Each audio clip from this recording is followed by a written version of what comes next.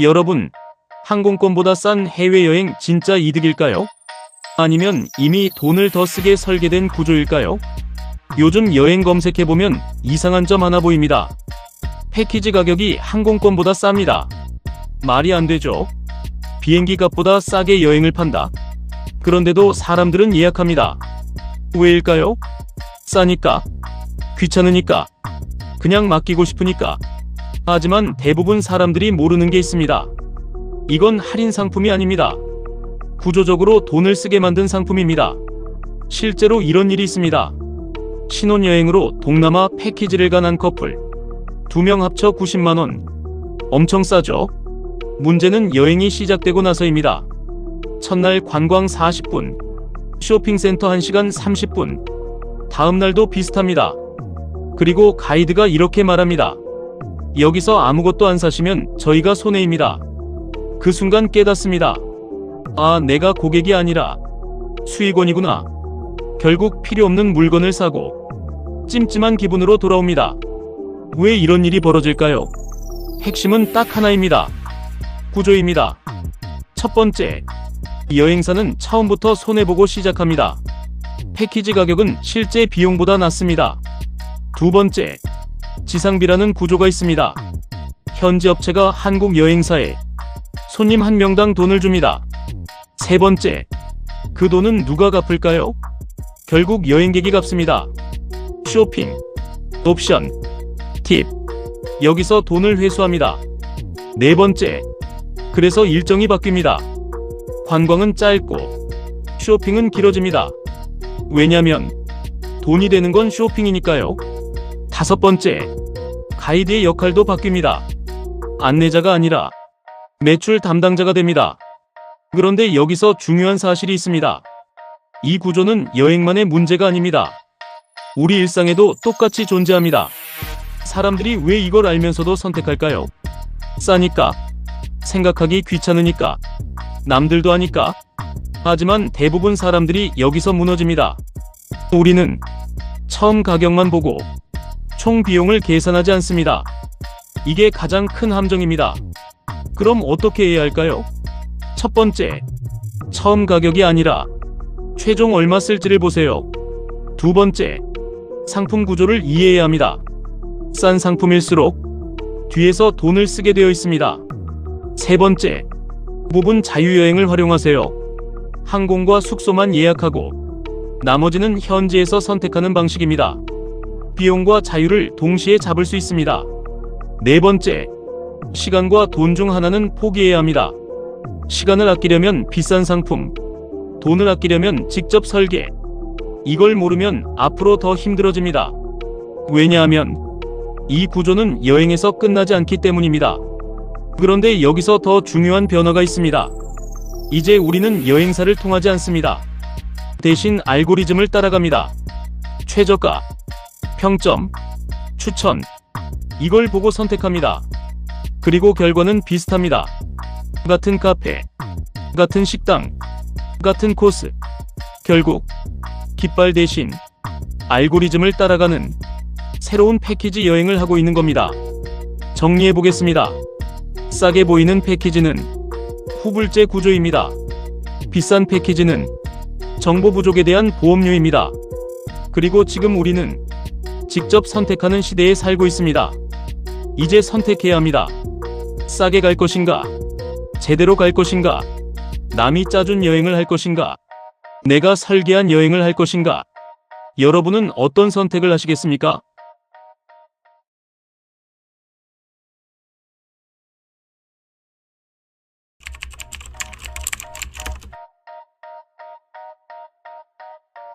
(2026년부터) 사람들은 두 부류로 나뉩니다. AI로 돈 버는 3%, 그리고 소득이 줄어드는 97%. 지금 이대로 살면 당신은 어느 쪽일까요? 요즘 AI 다들 쓰죠. 대화하고 검색하고 심심풀이로 묻고. 그런데 여기서 중요한 사실이 있습니다. 지금 대부분 사람들은 AI를 소비만 하고 있습니다. 돈을 벌고 있는 게 아닙니다. 실제로 전 세계에서 AI로 수익을 만드는 사람은 약 3% 수준이라고 합니다. 나머지 97%는 AI를 쓰면서도 돈은 못 벌고 있습니다. 그리고 이 격차가 2026년부터 본격적으로 벌어집니다. 같은 AI인데 왜 결과는 이렇게 다를까요? 한 사례를 보겠습니다. 한 디자인 회사 대표가 있었습니다. 포토샵, 리터치 전문 회사였죠. 그런데 AI 이미지 생성이 나오고 나서 어떻게 됐을까요? 한 달 매출이 0원이었습니다. 고객들이 더 이상 사람에게 맡기지 않는 겁니다. AI로 직접 해버리는 거죠. 반대로 어떤 사람은 AI로 콘텐츠를 만들고 자동화 시스템을 만들어서 혼자서 수익을 몇 배로 늘립니다. 같은 도구인데 결과는 완전히 다릅니다. 그 이유는 단 하나입니다. 어떻게 쓰느냐입니다. 첫 번째, AI는 단순한 도구가 아닙니다. 능력을 몇 배로 키워주는 레버리지입니다. 시간을 줄이고 그 시간으로 또 돈을 만드는 사람, 이 사람이 3%입니다. 두 번째, 돈은 노력에서 나오지 않습니다. 차이에서 나옵니다. 똑같은 거라면 절대 돈이 안 됩니다. 사람들은 기억하지 않습니다. 여기서 중요한 개념이 있습니다. 바로 보라빛 소입니다. 평범한 소 100마리보다 보라색 소 한 마리가 더 눈에 띕니다. 지금 시대는 이 보라빛 소가 되는 사람이 돈을 가져갑니다. 세 번째, 교육은 아직 과거에 머물러 있습니다. 자동차는 바뀌고 컴퓨터는 바뀌고 세상은 다 바뀌었습니다. 그런데 학교는 100년 전과 거의 같습니다. 왜냐하면 원래 교육은 공장 노동자를 만들기 위해 시작됐기 때문입니다. 하지만 지금은 다릅니다. 시키는 일을 잘하는 사람이 아니라 스스로 만들어내는 사람이 돈을 버는 시대입니다. 네 번째, 앞으로는 취업보다 창출입니다. AI가 대부분의 일을 가져갑니다. 그럼 남는 건 하나입니다. 내가 직접 만들어야 합니다. 수익 구조든 콘텐츠든 사업이든 결국 만들 수 있는 사람만 살아남습니다. 그런데 대부분 사람들은 여기서 멈춥니다. 왜일까요? 무섭기 때문입니다. 괜히 했다가 망하면 지금도 괜찮은데 남들도 다 이렇게 사는데. 하지만 대부분 사람들이 바로 이 지점에서 무너집니다. 안정적이라고 믿는 선택이 사실은 가장 위험한 선택일 수도 있습니다. 그럼 지금 당장 뭘 해야 할까요? 첫 번째, AI를 수익 도구로 바꾸세요. 단순 사용 말고 돈과 연결하세요. 두 번째, 나만의 차이를 만드세요. 작아도 괜찮습니다. 말투, 방식, 아이디어 뭐든 하나라도 다르게. 세 번째, 넘버원이 아니라 올리원이 되세요. 경쟁하지 말고 독점해야 합니다. 네 번째, 작은 성공을 반복하세요. 큰 목표보다 지속이 더 중요합니다. 그런데 여기서 중요한 사실이 있습니다. 이걸 아는 사람과 모르는 사람의 차이는 지금은 작아 보이지만 3년 뒤에는 완전히 벌어집니다. 그리고 그 격차는 되돌릴 수 없게 됩니다. 정리해 보겠습니다. 2026년은 단순한 변화가 아닙니다. 분기점입니다. AI를 소비하는 사람, AI로 돈 버는 사람, 평범하게 사는 사람, 차이를 만드는 사람, 이제 선택해야 합니다. 지금 그대로 갈 것인가? 아니면 방향을 바꿀 것인가? 결정은 지금입니다. 감사합니다. 다음에 또 봅시다. 혹시 이런 생각 해보신 적 있으신가요? 주식으로 돈을 벌고 싶은데 대체 무엇을 사야지? 뉴스에서는 항상 새로운 종목이 등장합니다. AI 주식, 반도체 주식, 전기차 주식, 누군가는 몇 배를 벌었다고 말합니다. 하지만 이상하게도 대부분의 사람들은 결국 큰 수익을 내지 못합니다. 왜 그럴까요? 많은 사람들이 좋은 종목을 찾는 것에 집중하기 때문입니다.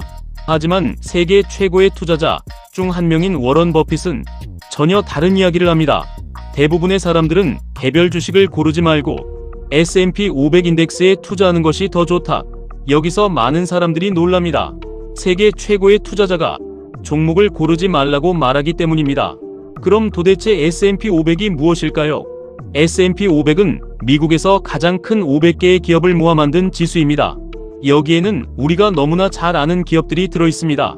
예를 들어 애플, 마이크로소프트, 아마존, 구글 같은 기업들입니다.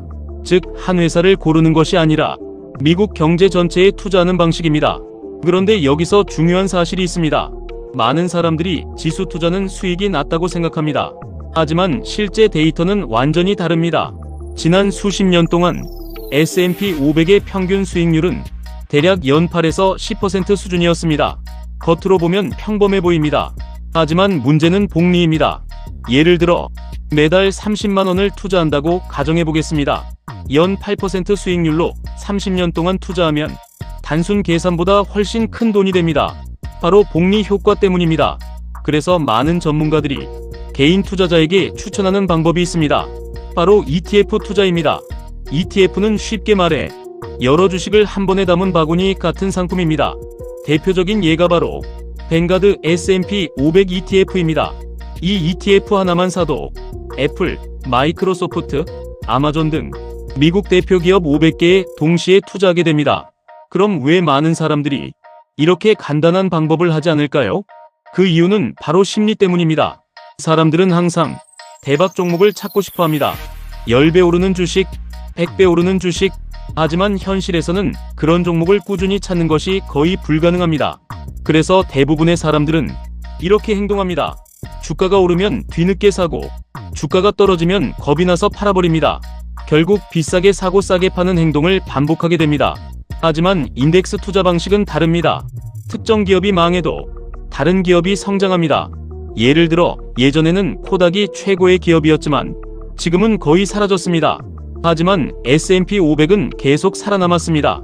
왜냐하면 새로운 기업이 계속 등장하기 때문입니다. 그래서 장기 투자자들은 이렇게 말합니다. 개별 기업은 사라질 수 있지만 경제는 계속 성장한다. 이것이 바로 많은 투자 전문가들이 S&P 500 ETF, 특히 뱅가드 S&P 500 ETF 같은 상품을 장기 투자용으로 추천하는 이유입니다. 하지만 여기서 대부분 사람들이 모르는 아주 중요한 원칙이 있습니다. 바로 시간입니다.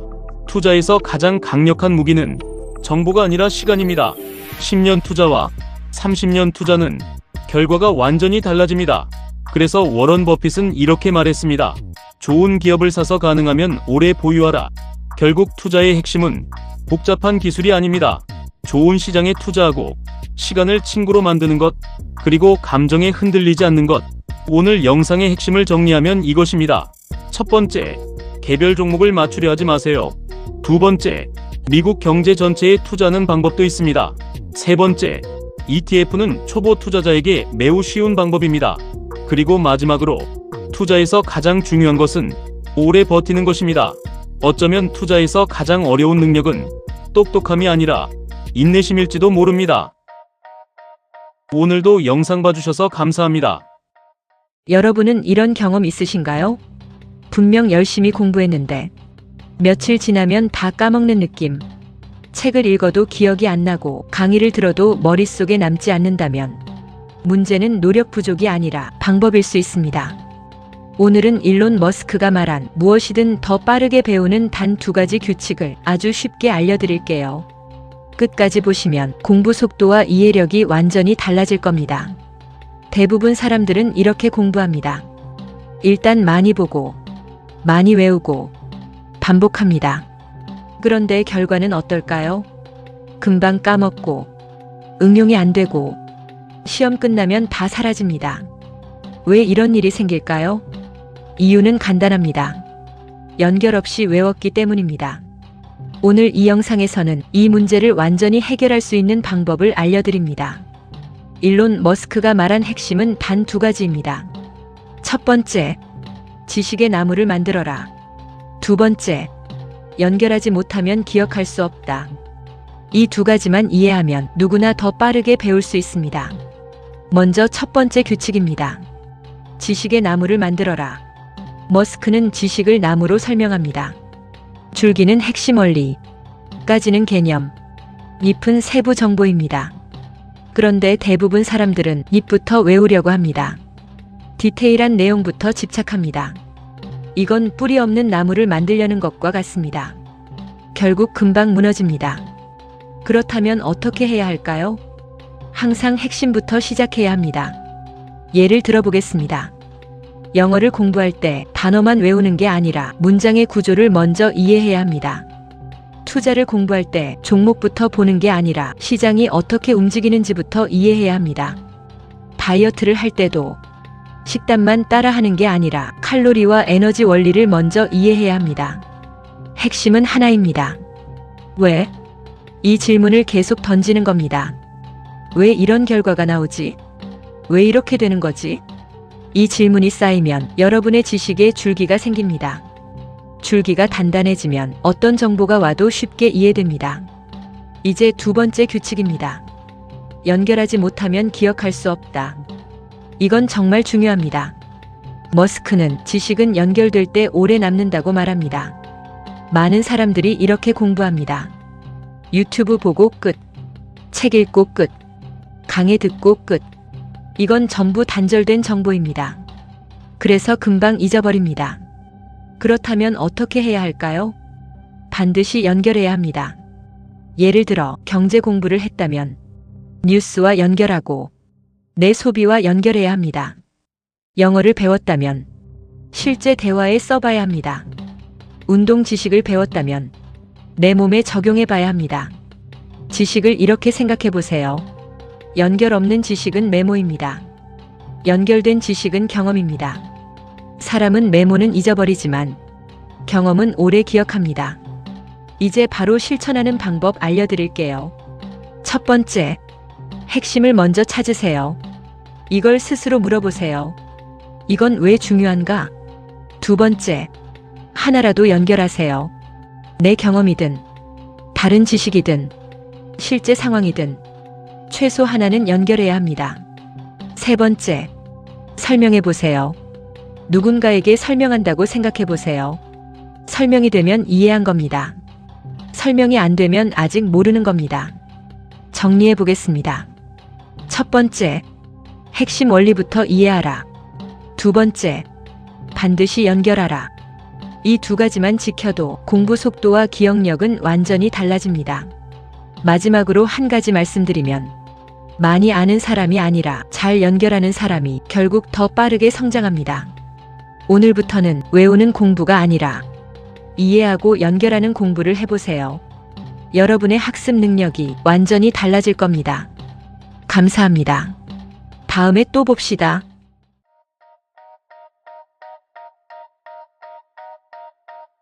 지금 이대로 살면 3년 뒤 당신의 통장은 그대로일 가능성이 높습니다. 아니, 더 줄어들 수도 있습니다. 왜냐고요? 지금 한국 경제는 성장하고 있지만 대부분 사람은 그 성장을 못 느끼고 있기 때문입니다. 요즘 뉴스 보면 이런 말 많이 나오죠. 한국 경제 성장률 2%, 수출 역대급, 코스피 상승 기대. 그런데 이상하지 않나요? 월급은 그대로입니다. 장바구니 물가는 계속 오릅니다. 카드값은 점점 늘어납니다. 왜 이런 일이 벌어질까요? 그 이유는 단순합니다. 돈이 특정 곳으로만 몰리고 있기 때문입니다. 반도체, 강남 부동산, 수출 대기업, 이 세 곳이 거의 대부분의 성장을 가져가고 있습니다. 예를 하나 들어볼게요. 같은 2026년을 살고 있는 두 사람이 있습니다. 한 명은 강남에 집이 있고 주식이나 ETF를 하고 있습니다. 이 사람은 가만히 있어도 자산이 몇 억씩 늘어납니다. 반면에 다른 한 명은 월급 250만 원 받고 전세나 월세로 살고 있습니다. 이 사람은 물가 오르면 바로 타격입니다. 같은 나라입니다. 같은 시간입니다.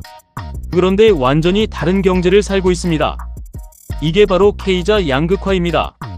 그런데 여기서 중요한 사실이 있습니다.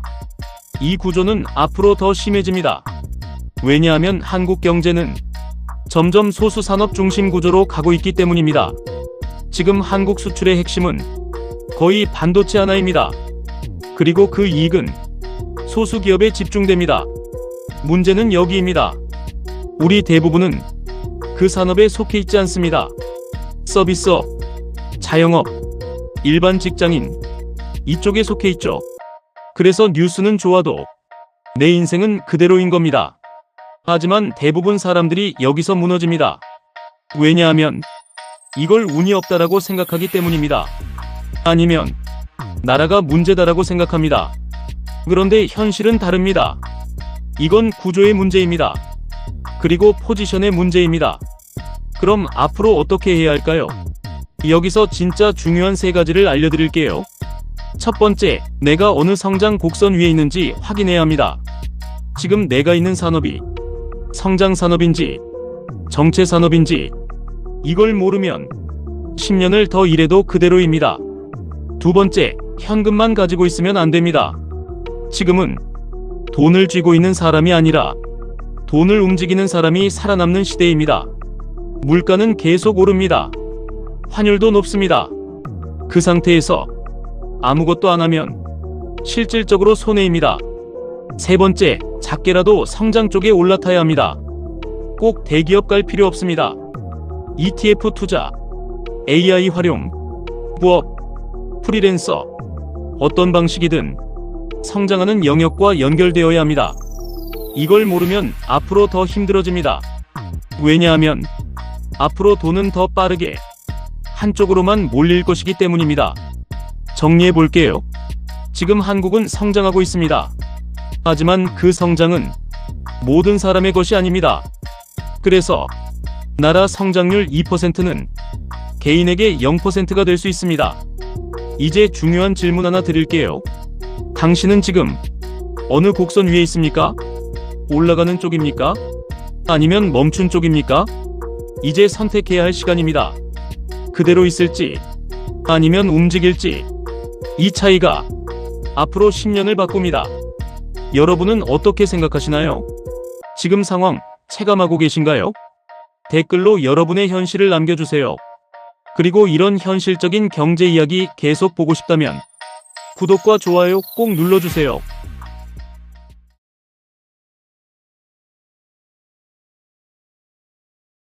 요즘 뉴스 보면 유가 오른다, 전쟁 난다, 공급망 막힌다, 이런 얘기 계속 나오죠. 근데 이거 하나만 알면 주식 왜 오르고 떨어지는지 진짜 쉽게 보입니다. 오늘은 딱 하나 알려드릴게요. 유가가 오르면 어떤 주식이 오르고 어떤 주식이 떨어지는지 완전히 쉽게 설명해 드릴게요. 주식은 복잡해 보이지만 사실 기준은 하나입니다. 유가가 이 회사에게 돈이 되는가 아니면 비용이 되는가, 이거 하나입니다. 기름값이 올라갈수록 돈을 더 버는 구조면 주가는 오르고 돈이 더 나가는 구조면 주가는 떨어집니다. 이 기준 하나로 거의 다 설명됩니다. 먼저 올라가는 쪽부터 볼게요. 첫 번째는 방산입니다. 유가가 오른다는 건 단순히 기름 문제가 아니라 전쟁이나 긴장 상황이 커졌다는 의미일 때가 많습니다. 전쟁이 길어질수록 무기 수요는 계속 늘어나죠. 여기서 중요한 건 실적이 아니라 기대감입니다. 사람들이 전쟁 오래 가겠는데 이렇게 생각하는 순간 주가는 먼저 움직입니다. 그래서 방산주는 유가 상승 시기에 같이 움직이는 경우가 많습니다. 두 번째는 해운입니다. 이건 많은 사람들이 놓치는 부분입니다. 유가가 오르면 운송 비용만 오르는 게 아닙니다. 위험 지역을 피해서 돌아가야 하고 보험료가 올라가고 배송이 지연됩니다. 이게 다 합쳐지면 결국 운임이 올라갑니다. 배송 가격 자체가 올라가는 거죠. 그래서 해운 회사들은 오히려 돈을 더 벌 수 있습니다. 정리하면 간단합니다. 리스크가 커질수록 돈을 버는 구조의 산업은 올라갑니다. 이제 떨어지는 쪽입니다. 첫 번째는 항공과 여행입니다. 이건 직관적으로 이해됩니다. 비행기에서 가장 큰 비용이 뭘까요? 기름값입니다. 유가가 오르면 바로 타격을 받습니다. 근데 더 큰 문제는 이 비용을 바로 가격에 반영하기 어렵다는 겁니다. 가격을 올리면 손님이 줄어들고 경쟁에서 밀릴 수 있기 때문입니다. 그래서 결국 회사가 비용을 떠안게 되고 이익이 줄어듭니다. 두 번째는 제조업입니다. 특히 원가를 바로 올리지 못하는 기업들입니다. 예를 들어 기름으로 만드는 제품들, 플라스틱,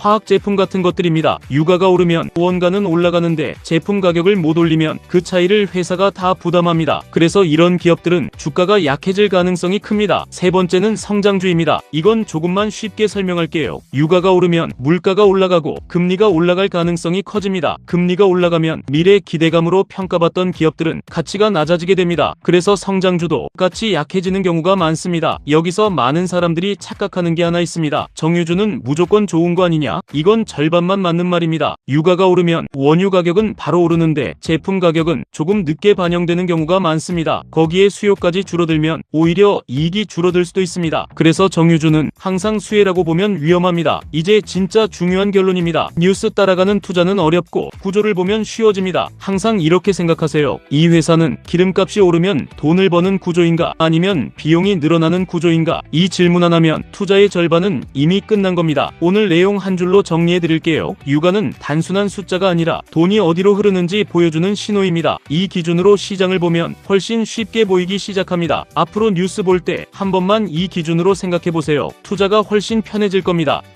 감사합니다. 다음에 또 봅시다.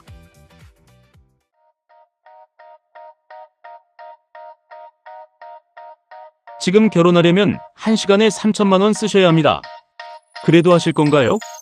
요즘 2030 세대 결혼을 안 하는 게 아닙니다. 결혼식만 안 하는 겁니다. 왜 이런 일이 벌어지고 있을까요? 지금 대부분 사람들 상황은 이렇습니다. 월급은 크게 안 오릅니다. 근데 집값, 물가, 금리는 계속 오릅니다. 그런데도 결혼식 비용은 여전히 당연히 몇 천은 써야지. 이 분위기가 유지되고 있습니다. 그런데 여기서 중요한 사실이 있습니다. 지금 결혼식 구조는 현실과 완전히 어긋나 있습니다. 예를 하나 들어볼게요. 맞벌이 연봉 8천만 원 커플이 있습니다. 예식장 견적을 받아보니 2,800만 원이 나옵니다. 이 커플 고민합니다. 이 돈으로 전세 보증금 올리면 출퇴근 1시간 줄이는데 이걸 하루로 계산하면 2시간, 1년이면 700시간 넘는데 결국 선택합니다. 결혼식 안 합니다. 혼인신고만 합니다. 제주도 가서 사진 찍고 여행합니다.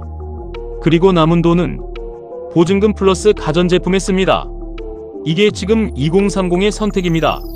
하지만 대부분 사람들이 여기서 무너집니다. 그래도 결혼식은 해야지.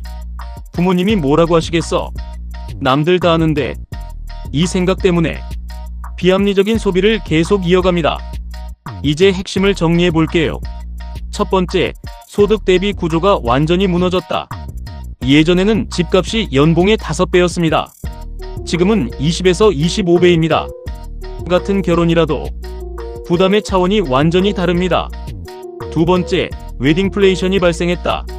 식대는 4만원에서 7만원, 대관료는 30에서 40% 상승, 결혼식은 점점 더 비싸졌습니다. 세 번째, 돈의 우선순위가 바뀌었다. 과거는 체면 행사, 현재는 집, 시간 경험. 이게 가장 큰 변화입니다. 네 번째, 시장 자체가 무너지고 있다. 손님이 줄어서 가격 올림, 가격 올라서 손님도 줄어듦. 이 악순환이 계속됩니다. 다섯 번째, 결혼의 의미가 바뀌었다. 이제 결혼식은 필수가 아니라 선택이 됐습니다. 그런데 사람들이 행동을 못하는 이유가 있습니다. 안정감 때문입니다. 눈치 때문입니다. 그리고 나만 다르게 하면 손해보는 느낌 때문입니다. 하지만 이걸 모르면 앞으로 더 힘들어집니다. 앞으로는 선택이 인생을 결정합니다. 같은 3천만 원을 써도 누군가는 하루 행사에 쓰고 누군가는 5년 삶을 바꿉니다. 이건 단순한 소비 문제가 아닙니다. 인생 전략의 차이입니다. 그럼 지금 우리는 어떻게 해야 할까요? 첫 번째, 돈의 체감 가치를 계산하세요. 시간, 거리, 스트레스까지 포함해서 계산해야 합니다. 두 번째, 남 기준이 아니라 내 기준으로 선택하세요. 결혼은 보여주기가 아니라 살아가는 시작입니다. 세 번째, 현금 흐름을 최우선으로 두세요. 초반 2년에서 3년이 가장 중요합니다. 여기서 무너지면 계속 힘들어집니다. 네 번째, 작게 하고 길게 가는 전략을 선택하세요. 하루가 아니라 5년, 10년을 봐야 합니다. 결국 이겁니다. 결혼식이 사라지는 게 아닙니다. 선택지가 늘어난 겁니다. 하지만 선택지가 늘어난 만큼 책임도 커졌습니다. 이제는 남들이 대신 결정해주지 않습니다. 각자의 계산기가 결정합니다. 이제 선택해야 할 시간입니다. 한 시간의 기억을 살 건지, 몇 년의 삶을 바꿀 건지. 여러분이라면 어떤 선택을 하시겠습니까? 이런 현실적인 돈 이야기 계속 보고 싶다면 구독과 좋아요 부탁드립니다. 여러분 생각도 댓글로 남겨주세요.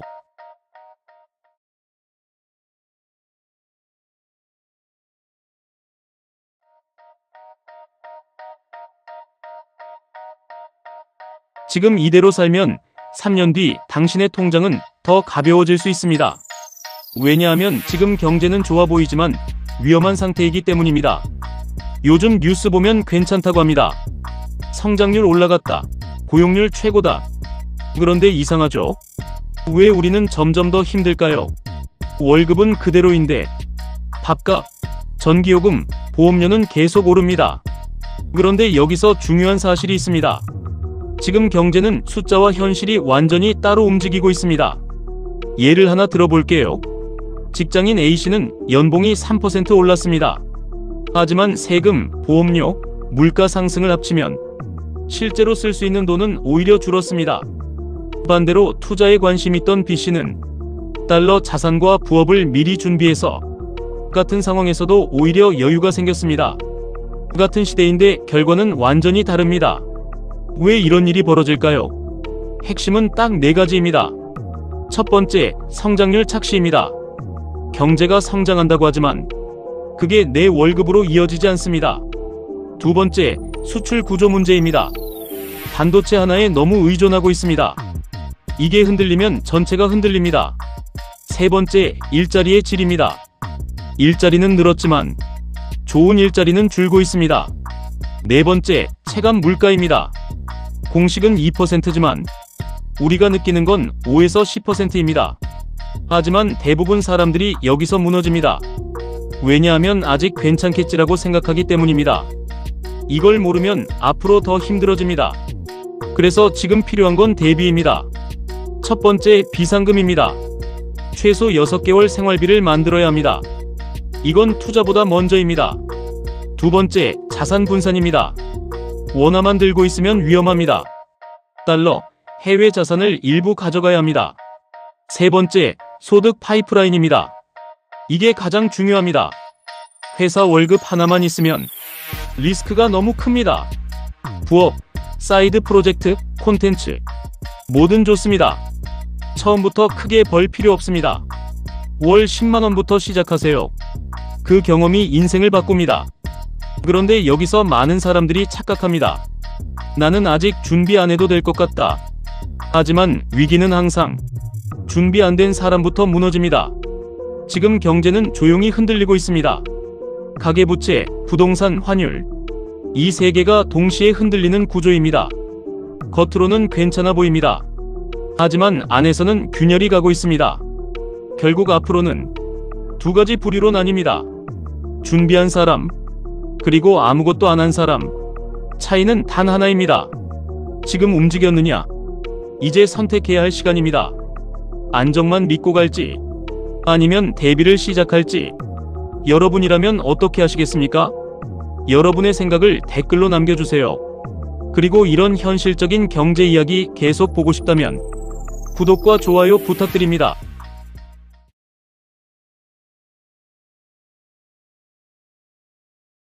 지금 이 반등, 정말 기회일까요? 아니면 함정일까요? 많은 사람들이 지금 시장을 보면서 바닥 찍었네라고 생각합니다. 그런데 솔직하게 말하면 지금 상황 그렇게 단순하지 않습니다. 요즘 사람들 다 비슷합니다. 주가는 떨어졌다가 다시 오르고, 뉴스에서는 전쟁 완화 기대가 나온다고 하고, 주변에서는 지금 들어가야 되는 거 아니야? 라는 말까지 나옵니다. 하지만 대부분 사람들이 놓치고 있는 게 하나 있습니다. 지금 시장은 좋아져서 오른 게 아니라 덜 나빠질 것 같아서 오른 것이라는 사실입니다. 이 차이를 이해 못하면 앞으로 더 힘들어집니다. 예를 하나 들어볼게요. A라는 사람은 이번 하락 때 무서워서 다 팔았습니다. 그리고 반등이 나오자 다시 들어갔죠.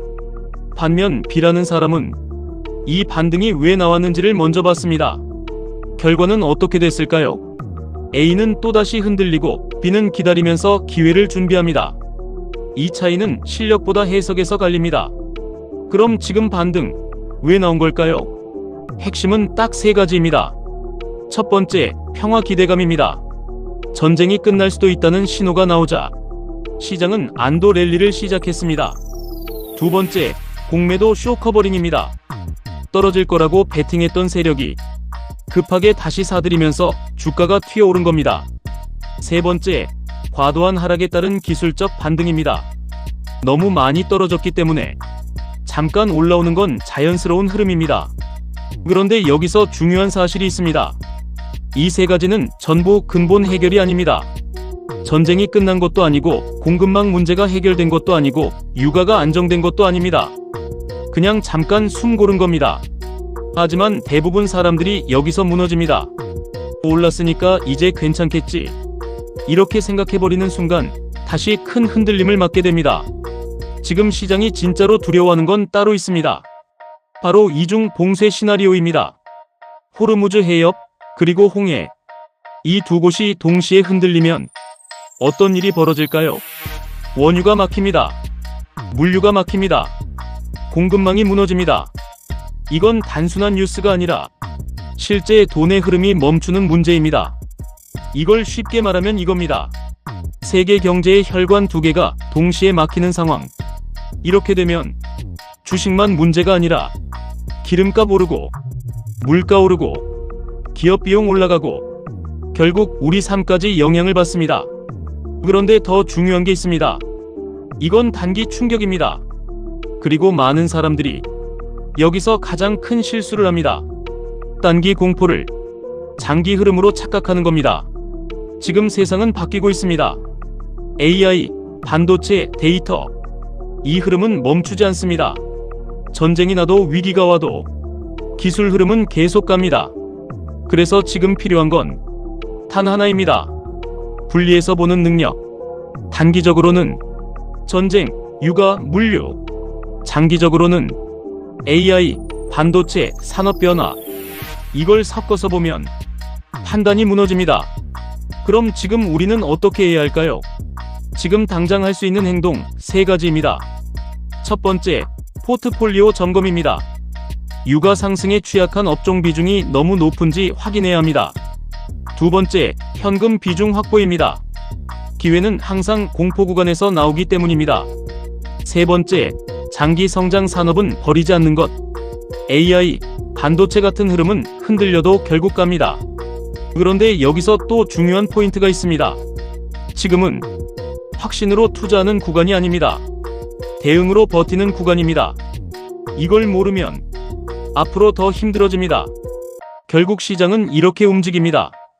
공포, 반등, 안심 다시 공포.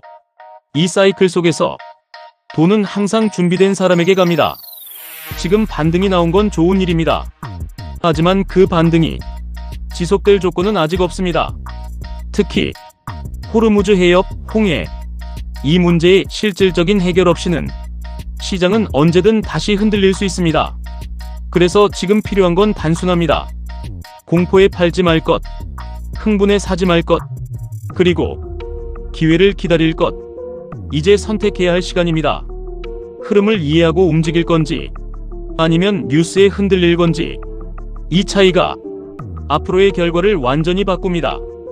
여러분은 어떻게 보시나요? 지금 반등, 기회라고 생각하시나요? 아니면 아직 위험하다고 보시나요? 앞으로 이런 흐름 계속 분석해 드릴 테니까 도움됐다면 구독과 좋아요 눌러주시고요. 여러분 생각도 댓글로 남겨주세요.